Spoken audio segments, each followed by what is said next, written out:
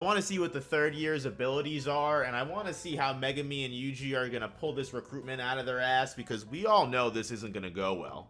Yeah, well, that took all of 2 chapters. Hey guys, and welcome back to another chapter review of Jujutsu Kaisen. Today we're going to be going over chapter 155.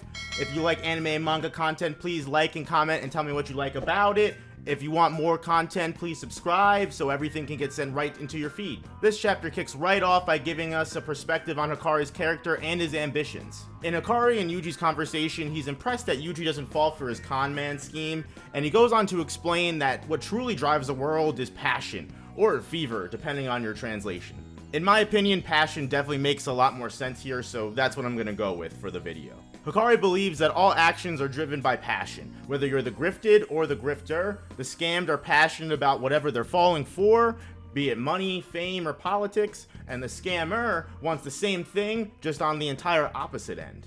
Hakari truly loves gambling because he believes it's the purest form of passion. Risking the biscuit, as one might say. Risking everything is what life is all about, according to Hakari. Gambling is taboo not because people hate gambling, it's because they hate losing and the ruin that comes with gambling. Now, Yuji thinks rationally, there's gotta be someone that just wants to live peacefully with no risk at all, right?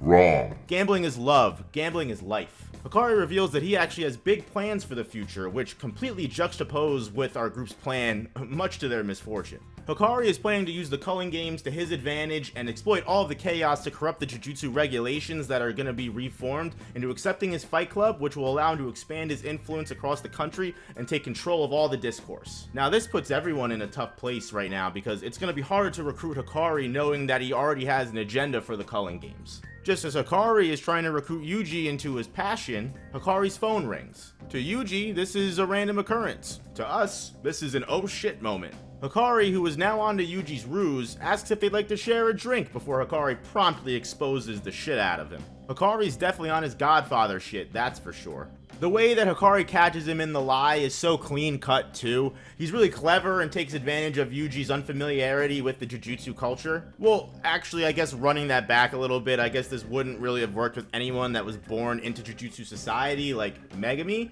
and might have been pure luck, but I guess that can either play into his character, 1, or 2, he was probably planning on beating his ass anyway, so we've now established that catching him in the lie was purely for clout, regardless of the reason. Hakari wastes no time and makes the first move against Yuji, and we get the first look into Hakari's curse technique. And I have to say, I understand about as much of it now as I did before I saw nothing of it, because what?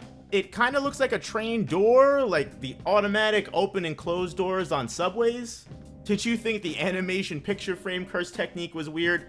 Hold my beer. This whole plan has gone to shit now, as Yuji begins fighting with Hakari and attempting to get him to hear his intentions out, while Megumi and Panda find themselves in a similar situation right on the other side of the door with Kirara. We learn that Hakari and Kirara were suspended from Jujutsu High for getting into a fight with a conservative faction, which relatable. But we do get a new perspective of the higher-ups from this, as Panda explains they are not just traditional when it comes to politics, they also prefer straightforward and easy to understand curse techniques and hate the newer generation of techniques that have been amassing. Even in a world where people have supernatural powers and literal curses are born from human suffering, motherfuckers whose literal job it is to eliminate these curses and stop them from spreading, these old mangy fucks are still feeling the need to repress freedom of expression. I can't believe we haven't evolved. Actually, nope. That was 100% a joke. Everything checks out here.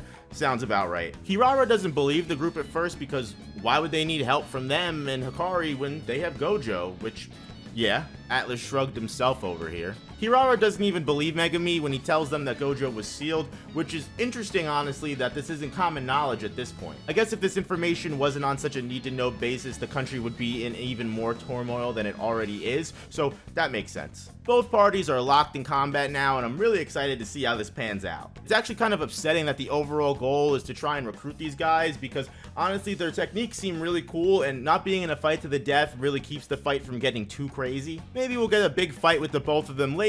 Big potential is what I'm basically trying to say. What do you guys think of Hakari's curse technique? Anyone have a better idea of what this is supposed to be, or is this just weird and I'm definitely supposed to feel this way? Either way, I appreciate you staying all the way to the end of the video, and thank you so much for watching. If you like the content, hit the like button and subscribe for more anime and manga content sent straight to your feed. Stand proud, and I'll see you guys in the next one. Bye.